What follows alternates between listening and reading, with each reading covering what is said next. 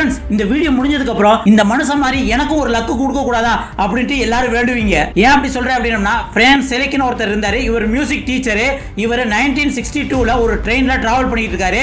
அப்ப அந்த ட்ரெயின் ஒரு பாலத்தை கடக்கிறப்ப பயங்கர ஆக்சிடென்ட் ஆகி அந்த ட்ரெயின்ல உள்ளவங்க எல்லாருமே அந்த பாலத்துக்குள்ள விழுந்து பாதி பேர் இறந்துட்டாரு. ஆனா அதிர்ஷ்டவசமா இவருக்கு மட்டும் சின்ன காயங்களோட தப்பிச்சிட்டாரு.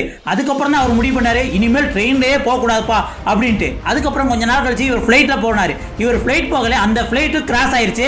அந்த கிராஸ் ஆகி பல பேர் வந்து அதுல உயிரிழந்தாரோ, இவர் மட்டும் சேஃப்டியா லேண்ட் ஆகி உயிர் தப்பிச்சிட்டாரு. அதுக்கப்புறம் முடிவு பண்ணாரு, எப்பாடா இனிமேல் ஃபிளைட்லயே போக கூடாது அப்படின்னு முடிவு பண்ணிட்டாரு. அதுக்கப்புறம் கொஞ்ச நாள் கழிச்சு தன்னோட ஓன் கார்ல போக ஆரம்பிச்சாரு.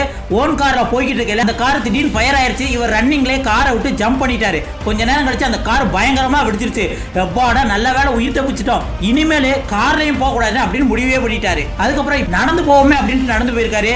நடந்து போகலையோ எங்க இருந்தா வந்த பஸ் இவர் மேல பயங்கரமா மோதி சின்ன காயங்களோட உயிர் தப்பிச்சிட்டாரு.